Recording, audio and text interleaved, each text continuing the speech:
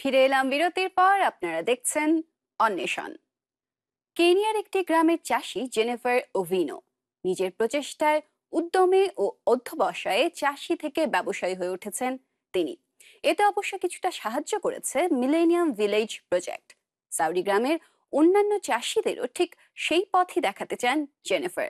কিভাবে তিনি পথ দেখাচ্ছেন দেখুন প্রতিবেদনে।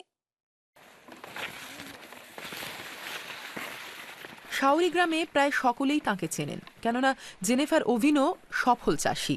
সহস্রাব্দ গ্রাম প্রকল্পের কারণেই তাঁর সাফল্য। আমি শিখেছিলাম যে এখানে শুধু এক ধরনের শস্যের চাষ করতে হবে বলে কোনো কথা নেই। যদিও লোকে এখানে শুধু ভুট্টার চাষ করে, তবে আমি চাষ করতে যে দেখেছি অন্যান্য ফসলেরও চাষ করা যায়, যেমনটা এখানে দেখছেন। প্রকল্পের সূচনায় প্রশিক্ষণ ছাড়া বীজ আর সারও পেয়েছিলেন জেনিফার ওভিনো। এছাড়া পেয়েছিলেন গ্রিনহাউসের জন্য কম সুদে ঋণ।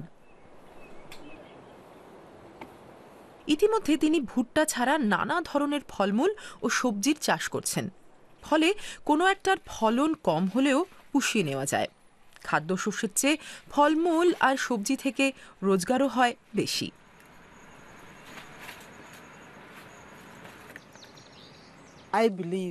আমার বিশ্বাস, আমি যদি ঠিকমতো কাজ করি তাহলে বাকি চাষিরা কৃষি ব্যবসায়ের গুরুত্বটা বুঝবে। শুধু নিজেদের খাওয়া দাওয়ার জন্য চাষ না করে পয়সার জন্য চাষবাস করবে। জেনিফার ওভিনোর খামার ইতিমধ্যে এত বড় হয়ে পড়েছে যে তিনি 4 জন ফুল টাইম কাজের লোক রেখেছেন। 2 বছর হলো তিনি নিজেই বীজ আর সার কেনেন। অন্যান্য অনেক চাষি কিন্তু আজও মিলেনিয়াম প্রজেক্টের অর্থানুকূল্যের উপর নির্ভরশীল। 15 ওজন করার পর টাটকা সবজি সরাসরি বাজারে নিয়ে যাওয়া হবে। জেনিফার সেজন্য একটি মোটরসাইকেল ট্যাক্সি ডেকেছেন।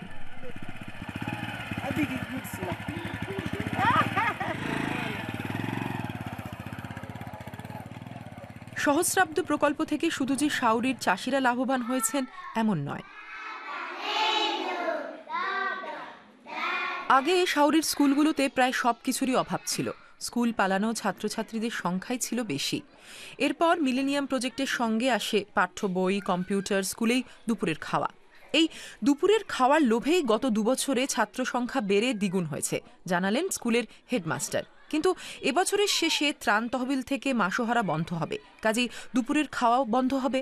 ওদিকে কেনিয়া সরকারের কাছ থেকে যে টাকা আসে তাতে স্কুলের কাজ চলে না। আমি চাইতাম প্রকল্পের জন্য ওরা আরো বছর 3 সময় দিক, যাতে আমরা সামলে নিতে পারি, যাতে ওরা এই প্রতিষ্ঠানটিতে যে পরিবর্তন আনতে চেয়েছিল তা আনা সম্ভব হয়।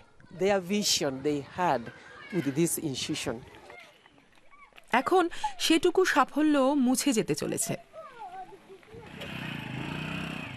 জেনিফার ওভিনো প্রায় প্রতিদিন মার্কেট সার্ভিস সেন্টারে যান। স্থানীয় চাষিরা তাদের ফসল এখানে কমিশনের ভিত্তিতে বিক্রি করতে পারেন। সেটাও মিলেনিয়াম প্রকল্পের একটি উদ্যোগ।